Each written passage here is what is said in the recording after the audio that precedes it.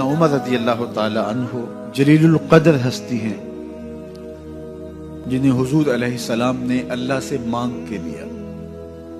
سارے صحابی رسول کریم صلی اللہ علیہ وآلہ وسلم کے مرید ہیں، لیکن جناب عمر میرے حضور کی مراد ہیں۔ 39 لوگ جب اسلام لا چکے، 39ویں شخص حضرت امیر حمزہ رضی اللہ تعالی عنہ تھے، اور ان کا ایمان لانا مسلمانوں کے لیے بہت بڑی ڈھارس اور بہت بڑے حوصلے کا سبب و ذریعہ بنا۔ تو میرے حضور نے ہاتھ اٹھا لیے، کہا اے اللہ، ایک شیر دیا ہے امیر حمزہ، ایک شیر اور عطا کر دے، اب تیری مرضی، عمر بن خطاب دے دے یا عمر بن حشام دے دے۔ حضور دعائیں مانگ رہے اور یہ ہاتھ میں تلوار لیے غیظ و غضب سے بھرے ہوئے گھر سے نکلتے ہیں کہ بانی اسلام کا چراغ ہی بجھا دینا ہے۔ راستے میں ایک صاحب ملے اور کہا کہ عمر، تیور کوئی اچھے نہیں لگتے، خیر تو ہے، کدھر جا رہے ہو؟ کہا چراغ اسلام بجھانے جا رہا ہوں، یہ روز کا مسئلہ ختم ہونے لگا ہے میرے ہاتھوں۔ مسکرا کے بولے گھر کی خبر تو لو۔ کہا میرے گھر کو کیا ہوا؟ کہا تمہاری بہن فاطمہ بھی نوکر بن گئی ہے رسول اللہ صلی اللہ علیہ وسلم۔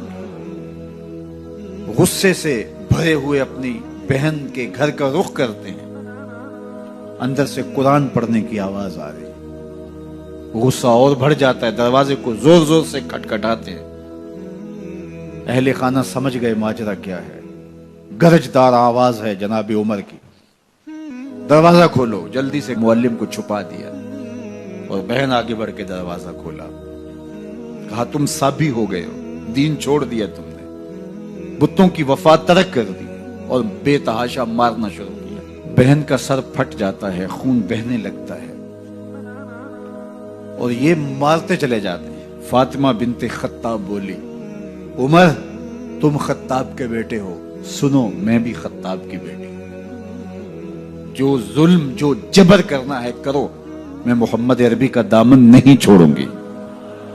سوچنے پہ مجبور ہو جاتے ہیں وہ کون سی طاقت ہے جس نے بجلیاں بھر دی اس کے اندر۔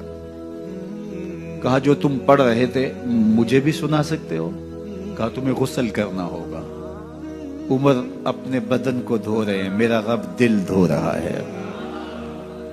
اتنے میں معلم بھی قرآن لے کر آ جاتے ہیں اور قرآن کی تلاوت ہونے لگتی ہے۔ طٰہٰ ما انزلنا علیک القرآن لتشقیٰ، 14ویں رات کے محبوب چاند، ہم نے قرآن اس لیے نازل تو نہیں کیا تھا کہ تم مشقت میں پڑ جاؤ۔ بے تاب ہو گئے، کہا عمر کی عمر برباد ہو گئی، مجھے لے چلو حضور کی چوکھٹ پہ۔ تلوار حمائل کی ہے، بہنوئی ساتھ ہیں،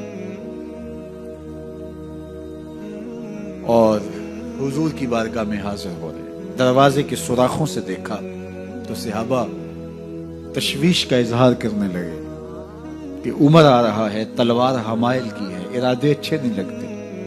جناب امیر حمزہ نے کہا دروازہ کھول دو، اچھی نیت سے آیا تو استقبال کریں گے، نیت اچھی نہیں ہے تو اس کی تلوار سے اس کی گردن کاٹ دیں گے۔ حضور کے سامنے جا کے بیٹھ گئے، گلے میں کپڑا ڈالا تو حضور نے پکڑ کے کہا عمر، ابھی وقت نہیں آیا کہ تم اسلام لے آؤ؟ یہی وقت تھا عمر کے اسلام لانے کا۔ لبوں پہ کلمہ جاری ہو گیا، اللہ اکبر کی صدا اس زور سے گونجی کہ مکے کی گلیاں گونجنے لگی۔ اسلام لانے کے بعد حضور سے پوچھتے ہیں حضور کیا ہم حق پر نہیں ہیں؟ فرمایا ہم حق پر ہیں۔ اللہ کا دین سچا نہیں ہے؟ کہا اللہ کا دین سچا ہے۔ آپ اللہ کے سچے نبی نہیں ہیں؟ فرمایا میں اللہ کا سچا نبی ہوں۔ تو کہا پھر ہم چھپ کے عبادت کیوں کریں؟ اب مسلمانوں کی دو صفیں بنتی ہیں، ایک صف کی قیادت امیر حمزہ کرتے ہیں، دوسری صف کے آگے آگے عمر بن خطاب چلتے ہیں اور حضور درمیان میں ہیں، اور یہ ملکوتی قافلہ صحن حرم میں آ کے اعلانیہ عبادت کرتا ہے۔ حضرت عبداللہ ابن مسعود رضی اللہ تعالیٰ عنہ فرماتے ہیں عمر کا اسلام لانا اسلام کے لیے عزت کا سبب بنا، اسلام کے وقار کی علامت بن گیا۔ ایک ایک کے دروازے پہ جا کے دروازہ کھٹکھٹا کے کہتے ہیں، وہ تو اور خبر سننے کے لیے بے چین تھے کہ یہ بانی اسلام کی زندگی کا چراغ بجھانے گیا تھا، کوئی خبر لایا ہوگا۔ وہ کہتے ہیں آؤ عمر کدھر آئے ہو؟ کہا تمہیں بتانے آیا ہوں، کمزوروں سے پنجہ آزمائی کرتے رہے ہو، آؤ میرے سے بات کرو، میں محمد عربی کا نوکر بن گیا ہوں۔ اللہ اکبر۔ میرے حضور نے فرمایا جب اچھے لوگوں کا ذکر کرو تو میرے عمر کا ذکر بھی کیا کرو۔ میرے عمر کی زبان پر حق بولتا ہے، سچ بولتا ہے۔ ان الشیطان یفر من ظل عمر، عمر کے سائے کو دیکھ کے شیطان بھاگتا ہے۔ اللہ اکبر۔ اسلام لائے تو زندگی کی ایک ایک سانس اسلام کے لیے وقف کر دی، حضور کا پہرا دیا، حضور کی ناموس کا پہرا دیا، حضور کی شریعت کا پہرا دیا۔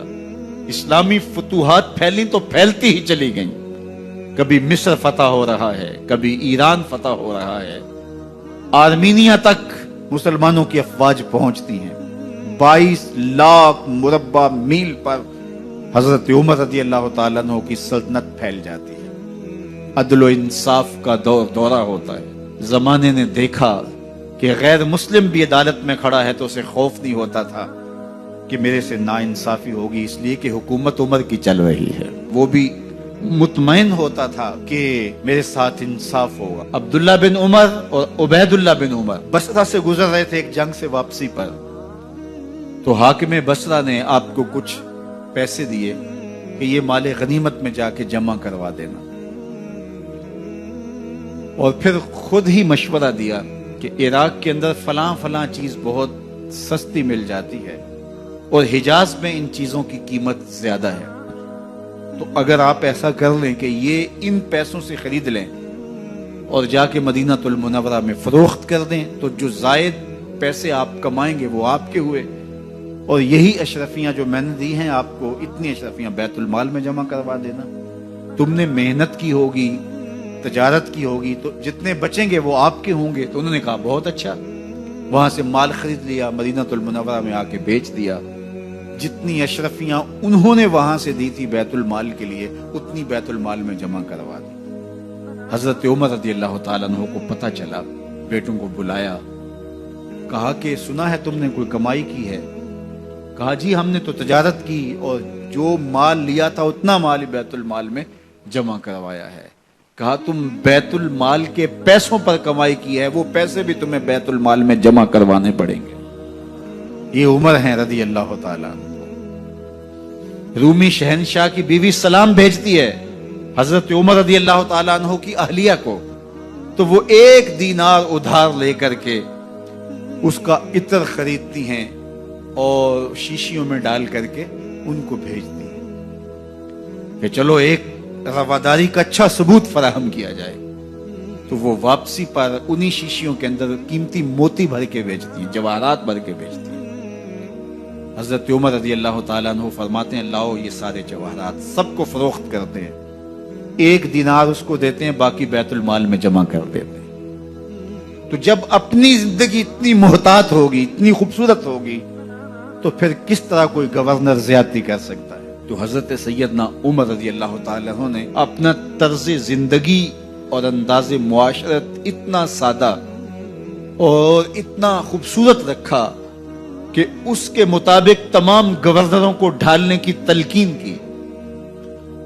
آپ جب بھی کسی شخص کو بطور گورنر اس کا تعین کرتے تو اس کو یہ نصیحتیں کرتے، ایک ترکی گھوڑے پہ سوار نہیں ہوں گے، باریک کپڑا نہیں پہنیں گے، اور انچھنے آٹے کی روٹی کھائیں گے، مکان کا دروازہ نہیں لگائیں گے، کوئی حاجب نہیں رکھیں گے، چوکیدار نہیں رکھیں گے، بواب نہیں رکھیں گے، جو تمہارے تک پہنچنا چاہے ڈائریکٹ پہنچ جائے۔ اللہ اکبر۔ اور پھر جب کسی کو متعین کیا جاتا اس کی جائیدادیں لکھ لی جاتی کہ اس کے پاس کتنی جائیداد ہے، وہ حساب اپنے پاس رکھتے، اور جب وہ معزول ہوتا یا اس کا وقت ختم ہوتا تو آپ دیکھتے کہ اب اس کے پاس جائیداد کتنی ہے۔ اگر وہ جو پہلے آپ نے اپنے پاس ریکارڈ رکھا ہوتا اس سے جائیداد اس کی زیادہ ہوتی تو حضرت عمر بقیہ جائیداد بیت المال میں جمع کرتے۔ اللہ اکبر۔ اور یہ کیسے تھا؟ گورنر بول نہیں سکتا تھا، اس لیے کہ حضرت عمر کی اپنی بود و باش بھی اسی طرح کی تھی، اپنا طرز زندگی بھی اسی طرح کا تھا۔ مال غنیمت میں بہت ساری چادریں آتی ہیں جو سب کو تقسیم کر دی جاتی ہیں۔ خطبہ جمعہ دینے کے لیے آئے تو ایک شخص کھڑا ہو گیا، عمر خطبہ بعد میں سنیں گے، پہلے یہ بتائیں کہ یہ جو تم نے قمیض پہنی ہے یہ کہاں سے آئی؟ مال غنیمت کے اندر جو چادریں آئی ہیں سب کے حصے میں ایک ایک چادر آئی، آپ داراز قد ہیں، ایک چادر سے قمیض نہیں سل سکتی، تو آپ کی قمیض کہاں سے آئی؟ پہلے اس سوال کا جواب دے دیجئے، پھر خطبہ سنیں گے۔ اللہ اکبر۔ آپ کے بیٹے کھڑے ہوتے ہیں، کہا ایک چادر سے میرے باپ کی قمیض نہیں بنتی تھی، میں نے اپنے حصے کی چادر بھی اپنے باپ کو پیش کی ہے۔ اس نے کہا اب سناؤ، اور ہم سنتے ہیں۔ یہ ہے حضرت عمر رضی اللہ تعالیٰ عنہ کی اپنی ذاتی زندگی۔ ایاز بن غنم کے بارے میں یہ پتا چلتا ہے کہ وہ موٹے کپڑے نہیں باریک کپڑے پہنتا ہے۔ اس نے گھر کے دروازے پر بواب بھی رکھا ہوا ہے، چوکیدار بھی رکھا ہوا ہے۔ تو حضرت عمر رضی اللہ تعالیٰ عنہ محمد بن مسلمہ کو بھیجتے ہیں، محمد بن مسلمہ جاتے ہیں اور جا کے تحقیق کرتے ہیں تو ایسا ہی پاتے ہیں، تو ان کو وہیں گرفتار کر کے لے آتے ہیں اور حضرت عمر کے دربار میں پیش کیا جاتا ہے۔ چھڑی اس کے ہاتھ میں دے کر فرماتے ہیں جاؤ تم بکریاں چرایا کرو، تم گورنری کے لائق نہیں ہو۔ ایک گورنر کو بکریاں چرانے پہ لگا دیتے ہیں اس لیے کہ تم نے ان اصولوں سے، ان ضابطوں سے انحراف کیا ہے جو ایک سلطنت کے ذمہ دار کے لیے لازم اور ضروری ہیں۔ دور موجود کے حکمرانوں کو، چاہے وہ عرب کے حکمران ہوں چاہے وہ عجم کے حکمران ہوں، اگر وہ اسلام کا نام لیتے ہیں تو انہیں اپنے اعمال کا جائزہ لینا ہوگا کہ ہم کھڑے کہاں ہیں۔